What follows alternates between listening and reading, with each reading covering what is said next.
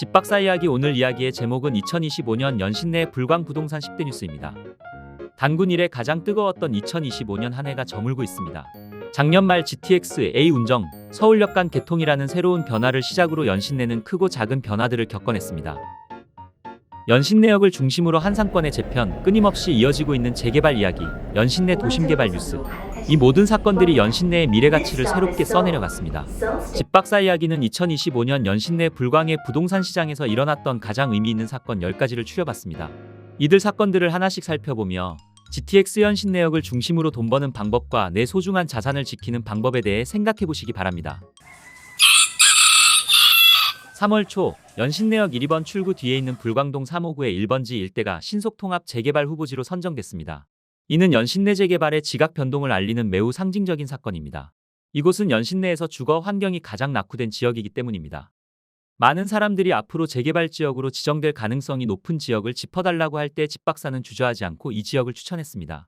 실제로 이 지역을 가보면 환경이 굉장히 처참하여 재개발이 시급하다는 것을 알 수 있습니다. 지정될 당시에는 이 그림처럼 비정상적인 모양을 하고 있어 서울시는 아래쪽에 구역계를 재조정하는 것을 조건으로 달았는데 지금은 그 문제가 해결됐습니다.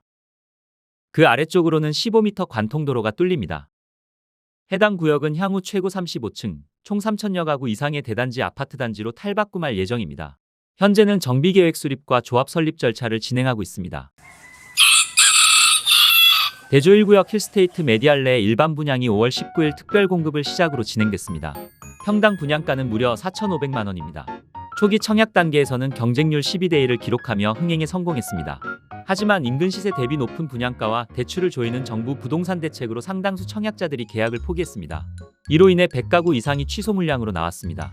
그 후 계약 포기로 나온 잔여 물량에 대한 무순위 청약이 진행됐는데 이 역시 많은 수요자가 몰리며 평균 11.43대 1을 기록했습니다. 무순위 청약까지 마무리된 후 9월 전 가구 100% 계약이 완료되어 최종 완판에 성공했습니다. 초기 고분양가 논란과 계약 포기에도 불구하고 결국 서울 시내 아파트 시장의 상승세와 GTX 성공에 대한 연신내의 미래가치에 대한 기대감으로 완판에 성공한 것으로 보입니다. 8월 29일 연신내역의 상징이었던 물빛공원이 GTX 연신 849라는 이름으로 다시 태어났습니다. GTX 시대를 맞아 공간을 크게 넓히고 시설을 전면 개보수하여 명실상부한 복합문화광장의 면모를 갖추었습니다. 명칭은 광장의 도로명 주소인 통일로 849에서 따왔습니다. 개장식은 연신내 썸머스트릿 파티와 함께 치러져 많은 사람들의 관심을 모았습니다. 하지만 이제 중요한 것은 하드웨어를 넘어선 소프트웨어의 운용입니다. GTX 연신 849는 단순한 교통통로가 아닌 유동인구를 상권으로 끌어들이는 강력한 앵커 시설이 되어야 합니다. 개장 후 연신내 골목 형상점과 가을음악회 등 지역 상권 활성화를 위한 다양한 행사가 개최되고는 있으나 아직은 광장을 충분히 활용하고 있다고 말하기는 어렵습니다. 지자체와 상인회 그리고 운영당국은 인근 상권과 연계한 여러가지 상생 모델을 구축해야 합니다. 예를 들어 감각적인 야간 조명을 도입해 야간 유동인구를 확보하는 것도 한 방법일 것입니다. 9월 5일 불광호 구역이 드디어 이주를 시작했습니다. 2005년 추진위원회가 승인된 이후 여기까지 오는데 20년이 걸렸습니다. 긴 기다림이었던 만큼 새로운 주거 명작을 향한 조합원들의 염원은 어느 때보다 뜨겁습니다.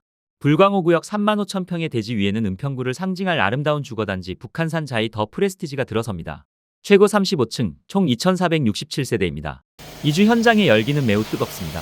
이주를 시작한 지 채 4개월이 되지 않았음에도 불구하고 현재 이주율 70%를 돌파하며 순항하고 있습니다. 조합에 따르면 2026년 3월 4일까지 이주를 완료하고 2027년 하반기 착공을 목표로 하고 있다고 합니다. 우리가 알고 있는 단순한 아파트를 넘어 강북 최고의 하이엔드 주거단지가 탄생할 날이 멀지 않았습니다. 연신내역 북쪽에 있는 가련 1구역은 2022년 8월 18일 이주를 시작했습니다. 그로부터 3년 4개월이 지났는데도 착공에 들어가지 못해 많은 사람들이 안타까워하고 있습니다. 재개발 사업에서 금융비용 및 사업성을 확보하기 위한 이상적인 진행 속도는 이주 시작일로부터 1년 이내에 이주 및 철거를 완료하고 이후 늦어도 1, 2년 안에 착공에 돌입하는 것입니다. 그러나 가련 1구역은 지금까지 착공이 미뤄지면서 조합원들의 큰 걱정거리로 작용하고 있습니다.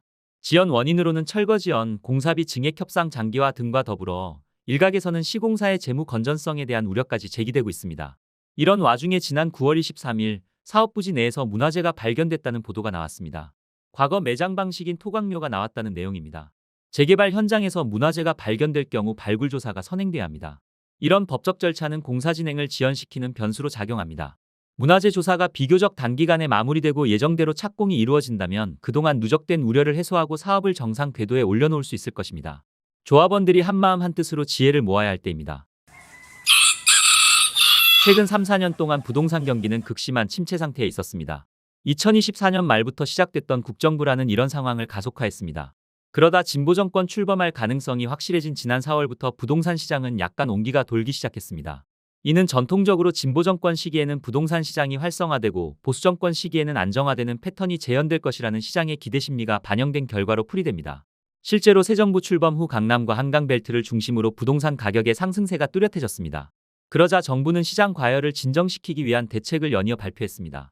초기에는 대출 규제를 강화하는 수준이었으나 시장 반응이 미온적이자 정부는 10월 15일 아주 강력한 대책을 내놓았습니다. 이는 서울 전역과 경기도 상당 부분을 토지거래허 가구역으로 지정하는 초강수 조치입니다. 이러한 규제는 시장의 과열을 잡기 위한 목적이었으나 일각에서는 빈대 잡으려다 초가삼간 태우는 격이라는 비판이 제기되고 있습니다. 은평구, 특히 연신내 불광 지역은 강남권 같은 급격한 상승세를 타지 않았음에도 불구하고 조정 대상 지역에 포함되어 정상적인 거래 활동까지 위축시키는 결과를 가져왔습니다. 정부가 시장에 과도하게 개입하여 부동산 경기를 인위적으로 억제할 경우 건축, 인테리어 등 연관 산업 전반에 걸쳐 침체가 확산됩니다. 다행히 정부는 요즘 이러한 과잉 규제에 따른 부작용을 인식하기 시작한 것으로 보입니다. 은평구처럼 부동산 시장이 과열되지 않은 곳은 빨리 규제를 완화해야 합니다.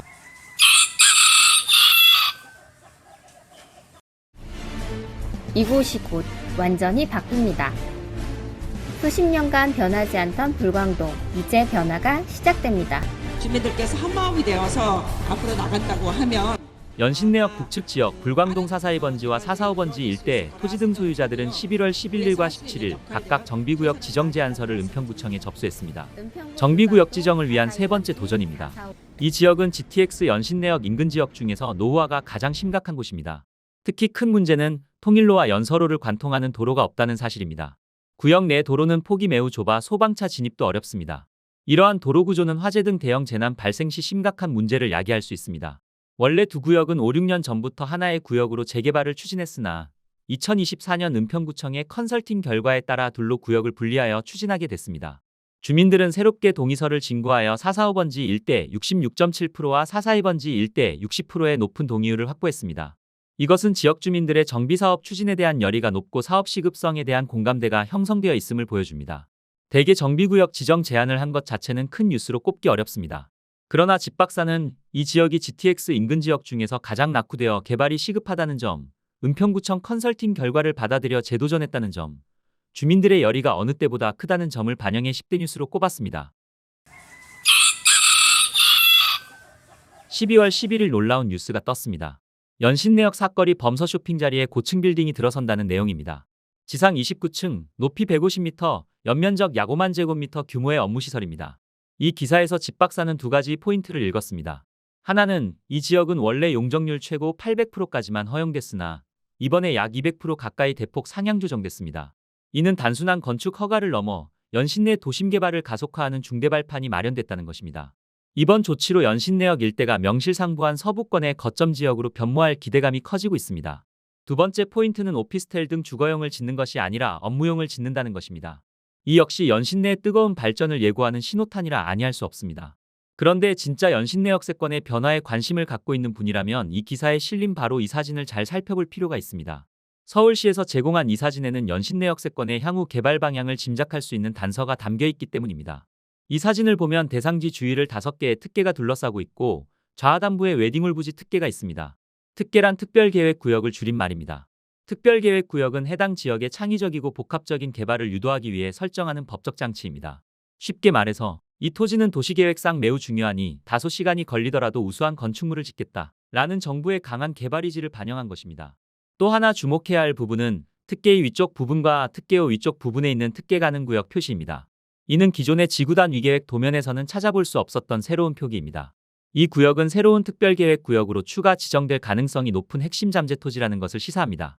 이번 범서 쇼핑 재건축은 연신내역 세권 전체의 구조적인 변화를 예고하는 첫 단추이며 이를 토대로 연신내 도심 개발은 빠른 속도로 추진될 것입니다. 연신내 상권에 공실이 많아졌습니다. 1층에도 공실이 덜어 보이고 2, 3층 상가의 공실은 더 많이 보입니다. 물론 이것은 연신내만의 문제는 아닙니다. 명동이나 강남대로 등 우리나라 최고 상권도 마찬가지입니다. 얼마 전 택시기사를 하는 한 지인이 이런 문자를 보내왔습니다. 거리의 활기가 눈에 띄게 줄었습니다. 평소에도 그랬지만 예전 같으면 연말 특수로 웃음소리와 북적임이 넘쳐났을 거리가 지금은 삭막할 정도로 조용합니다. 밤 10시부터 새벽 1시까지 젊은이들이 가득했던 강남, 홍대, 성수, 신촌, 종로, 심지어 외국인들로 붐비던 이태원까지도 마찬가지입니다. 우리 동네 연신내는 더 말할 필요가 없죠. 한두 개 차선에 걸쳐 나와 택시를 잡으려는 사람들로 가득했던 게 엊그제 같은데 말입니다. 많은 사람들은 이러한 현상의 배경으로 온라인 쇼핑의 폭발적 성장, 비대면 문화의 급속한 확산, 그리고 상가 공급 과잉 등을 지적하고 있습니다. 연신내의 경우는 가련일 구역이라는 엄청난 소비 배후 지역에 이주한 탓이 큽니다. 지도에서 볼 수 있듯이 한 덩어리가 통째로 없어졌습니다. 사람이 사라졌으니 공실은 늘어날 수밖에 없는 것입니다. 거기에 또 한 가지를 덧붙인다면 임대인이 변하지 않는다는 점입니다. 세상은 빠르게 변하고 있는데도 임대인들은 공실로 둘지언정 임대료는 낮추지 않겠다는 것입니다. 과연 이것이 옳은 선택인지는 생각해 보아야 합니다. 그럼에도 불구하고 우리는 앞으로 전진해야 합니다. 침체를 일과성 위기로 받아들일 것이 아니라 새로운 도약을 위한 변곡점으로 삼을 필요가 있습니다. 상인회는 상가 활성화를 위한 창의적인 대책을 수립해야 하고 은평구청 또한 지역경제 활성화를 위한 획기적인 지원 정책과 비전을 제시해야 합니다. 오랜 기다림 끝에 위반 건축물 양성화가 재개됩니다. 지난 2014년 시행 이후 11년 만입니다. 그간 이런저런 이유로 위법하게 주택을 고쳐 사용하거나 용도를 변경해 사용하다가 당국에 적발되어 고통을 겪어온 주택 소유자들에게는 반가운 소식입니다. 특히 빌라 단독 다가구 주택이 많은 연신내 주택 소유자들에게는 낭보 중 낭보가 아닐 수 없습니다. 정부는 이번 양성화를 마지막 기회로 규정하며 향후 적발 시에는 엄정하게 대처할 것임을 강조하고 있습니다. 그러나 불합리한 건축법이 개정되지 않는 한 위반 건축물은 앞으로도 끊임없이 발생할 수밖에 없다는 것이 집 박사의 생각입니다. 위반 사례 중 가장 빈번하게 발생하는 것은 일조권 관련입니다. 현행 건축법에 따르면 건축물을 지을 때 인접대지 경계선에서 1.5m를 이격하고 높이 10m, 대략 3층까지는 수직으로 올릴 수 있지만 그 이상에서는 해당 높이의 절반을 추가로 이격하도록 규정하고 있습니다. 이로 인해 4층, 5층 주거 공간은 기형적인 형태로 건축될 수밖에 없습니다. 전 세계적으로 이런 식으로 집을 짓는 나라는 우리 대한민국뿐입니다. 대다수의 위반 사례는 바로 이러한 4층, 5층 부분에 비가림 등을 목적으로 패널을 덧대 베란다를 확장하는 일에서 비롯됩니다. 이런 문제를 근본적으로 해결하기 위해서는 건축사협회에서 주장하는 바와 같이 건축법을 개선해야 합니다. 인접대지 경계선에서 이격거리를 2m로 늘리는 대신 높이 15m, 약 5층까지는 수직으로 건축이 가능하도록 허용한다면 어느 누구도 불법적인 증축이라는 위험을 감수하지 않을 것입니다. 국민을 위반할 수밖에 없는 환경으로 내몰고 적발된 주택 소유자들에게 막대한 과태료를 부과한 후 시간이 지나서야 서민주거 안정을 명분으로 마치 엄청난 시혜를 베푸는 것처럼 선전하는 것은 결코 바람직한 정치라 할 수 없습니다. 이번 양성화가 단순한 일회성 면죄부가 아닌 미래를 위한 근본적인 건축법 개선의 계기가 되기를 촉구합니다.